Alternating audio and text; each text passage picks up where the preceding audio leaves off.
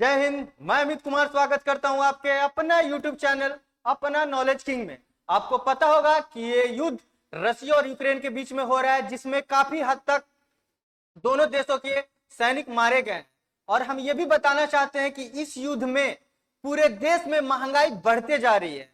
अब हम समझते हैं कि इस पर भारत पर क्या असर हुआ है और आगे देखते हैं। यह है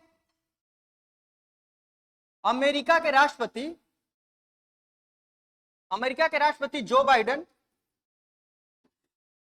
इनका समझिए खेल रशिया और यूक्रेन में यही सबसे मेन खिलाड़ी है। ये क्या किए हैं कि ये पूरी तरह से रशिया पे लगभग 6,000 प्रकार का ये बैन लगाए हैं। ये है रशिया के राष्ट्रपति व्लादिमीर पुतिन। ये है व्लादिमीर पुतिन रशिया के। और ये क्या किए हैं अमेरिका के राष्ट्रपति जो बाइडेन, ये अभी हाल ही में 300 बिलियन डॉलर अमेरिकी सहायता किए हैं। किसको? यूक्रेन को। यूक्रेन को क्या सहायता किए हैं? ये सैन्य सहायता किए हैं। जबकि रूस के राष्ट्रपति व्लादिमीर पुतिन की तरफ से कहा जा रहा था कि यूक्रेन को किसी भी प्रकार का सैन्य सहायता ना करे नाटो देश। लेकिन फिर भी अमेरिका के राष्ट्रपति जो बाइडेन की तरफ से 300 बिलियन डॉलर, अभी हाल ही में 300 बिलियन अमेरिकी बिलियन डॉलर सैन्य सहायता किया गया है। अब ये क्या किए हैं? ये धमकी दिए हैं कि 19 अप्रैल तक अगर यूक्रेन रूस के पास अगर सरेंडर नहीं करता है, मतलब हथियार नहीं डालता है, तो वो पूरी तरह से यूक्रेन को बर्बाद कर देंगे। जिस तरह अभी कर रहे हैं उस पर परमाणु हमला करेंगे। और इसी के तहत स्वीडन और फिनलैंड भी ये नाटो देश में सम्मिलित होना चाहता है। तो स्वीडन और नाटो को भी पूरी तरह से बता दिए हैं कि स्वीडन और नाटो जो है वो नाटो देश में सम्मिलित ना हो, क्योंकि ये यूक्रेन को जिस तरह बर्बाद किए हैं उसी तरह ये स्वीडन और फिनलैंड को बर्बाद करेंगे। हम फिनलैंड के बारे में जानते हैं। फिनलैंड की बात करें तो फिनलैंड जो है वो रूस के साथ 1320 किलोमीटर का एरिया बनाता है, बाउंड्री बनाता है, जो सीमा है वो बनाता है। जिसके कारण अगर ये फिनलैंड नाटो देश में सम्मिलित हो जाएगा तो आए देश ये क्या हो जाएगा, ये 1320 किलोमीटर चला जाएगा और नाटो देश अब दिन प्रतिदिन रशिया पे चढ़ना शुरू कर देंगे। इससे क्या होगा कि रशिया का सेना दिन प्रतिदिन मरते जाएंगे और ऊपर से रशिया के ऊपर प्रेशर आएगा। इसी कारण ये फिनलैंड को पूरी तरह से धमकी दे चुका है कि अगर स्वीडन और फिनलैंड अगर नेटो देश में सम्मिलित होता है तो पूरी तरह से बर्बाद हो जाएगा, उस पर परमाणु हमला हो जाएगा और यूक्रेन को कोई सैन्य मदद ना करे।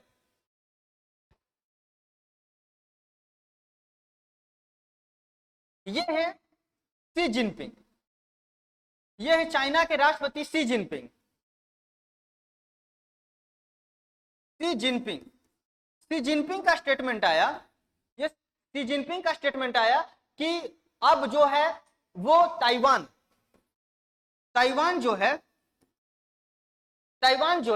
ये चाइना का अंग हुआ करता था, लेकिन उसके बाद ये चाइना अलग हो गया ताइवान के साथ और ताइवान अलग हो गया, जिसके कारण अब ये कह रहे हैं कि ये ताइवान मेरा अंग है और अब हम इसको लेकर रहेंगे। जिसके कारण ये अपने सैनिक को ऑर्डर दे दिए हैं कि पूर्वी और दक्षिणी ताइवान के पास जाइए और अपना सैन्य कर्तव्य दिखा के आइए, जिसके कारण ताइवान डर जाए। लेकिन ताइवान की तरफ से यह स्टेटमेंट आया है कि जिस तरह यूक्रेन रूस के समक्ष डटा हुआ है, खड़ा हुआ है, उसी तरह हम भी ताइवान और वहां की जनता, लगभग 2-2.5 करोड़ के जनता है वहां पर, वो हम लड़ेंगे चाइना से।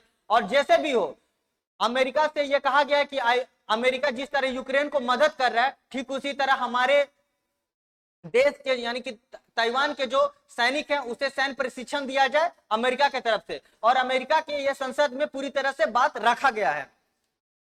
काहे बंद कर दिया रे? एशिया काहे बंद कर दिया? गाड़ फाड़ देंगे।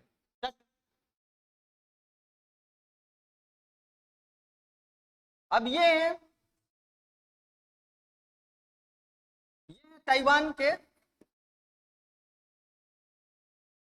राष्ट्रपति इन्होंने ये कहा है कि हम भी यूक्रेन की तरह लड़ेंगे, खड़े रहेंगे, जब तक हमारी आखिरी सांसें रहेंगी तब तक हम यूक्रेन की तरह, जिस तरह यूक्रेन डटा हुआ है रूस के समझ, उसी तरह हम चाइना के समझ डटे हुए रहेंगे। और एक और बात समझिए, यूक्रेन तो बर्बाद हो ही गया है, ये भी बर्बाद हो जाएगा, लेकिन एक और बात समझते हैं कि चाइना वाला जो है अब धीरे धीरे अब वो सैन्य गतिविधियां बढ़ाना शुरू कर दिया है, क्योंकि अमेरिका और चाइना में कभी नहीं बनता है, और अमेरिका हमेशा विपक्ष में खड़ा हुआ है चाइना का, और चाइना विपक्ष में खड़ा हुआ है अमेरिका का। और एक और बात समझिए कि अगर ये 19 अप्रैल तक यूक्रेन अगर सरेंडर नहीं करता है तो ये समझिए कि अब विश्व युद्ध, तृतीय विश्व युद्ध का रूप धारण करने वाला है। और आपको बता दें कि प्रथम विश्व युद्ध जो हुआ था, फर्स्ट वर्ल्ड वार जो हुआ था, फर्स्ट वर्ल्ड वार, ये हुआ था 1914 से 1918। सेकेंड जो वर्ल्ड वार हुआ था वो 1939 से 1945, और ये थर्ड वर्ल्ड वार आ रहा है जो लगभग कहा जा रहा है कि 2022 से स्टार्ट हो जाएगा। और ये देखिए अब स्टार्ट होगा कि नहीं होगा वो तो भगवान जाने, लेकिन इस चीज से भारत पर भी काफी असर पड़ा हुआ है।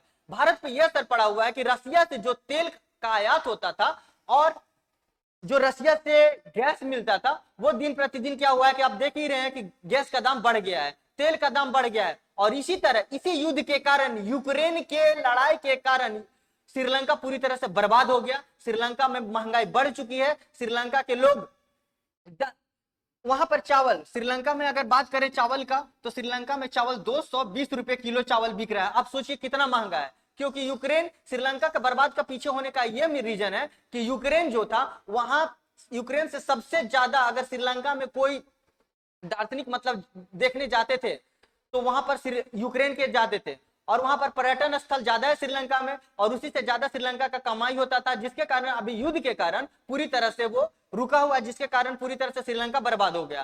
कोविड हो गया था, प्लस वहां पर जो जीएसटी और इनकम टैक्स जो वो लगता था, सीमा शुल्क जो लगता था, वो पूरी तरह से बंद कर दिया गया था, बैन कर दिया गया था।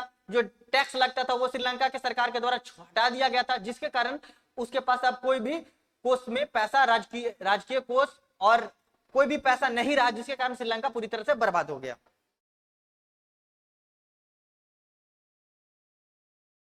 ये है अब पाकिस्तान के नए प्रधानमंत्री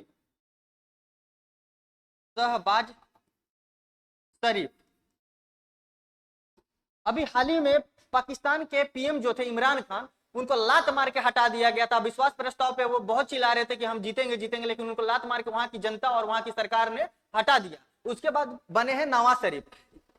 नवाज शरीफ आते आते बोले हैं कि हम जो है पीओके मुद्दा पे और कश्मीर के मुद्दा पे बात करेंगे। गाड़ धोने का लूर नहीं है और आइएगा कश्मीर के मुद्दा पे बात करने के लिए। ये कश्मीर के मुद्दा पे बात करेंगे, और कश्मीर जो है हमारे भारत का अभिन्न अंग है। जब जब भारत की बात आएगी, जब जब हिंदुस्तान की बात आएगी, तब तब हम कश्मीर के लिए अपना सर, अपना सब कुछ न्यौछावर कर देंगे, और ये कश्मीर के मुद्दे पे बात करेंगे। तो अभी अब इसमें ये करना चाहिए, भारत को ये करना चाहिए कि ये सब जगह तो युद्ध हो ही रहा है, भारत को भी इसी लगे हाथ पाकिस्तान पे हमला कर देना चाहिए, और पाकिस्तान से जो हमारा पीओके है, पाक अधिकृत कश्मीर है, वो ले लेना चाहिए। ठीक है, और इसी तरह फिर मिलेंगे, तब तक अगले वीडियो में, तब तक के लिए जय हिंद।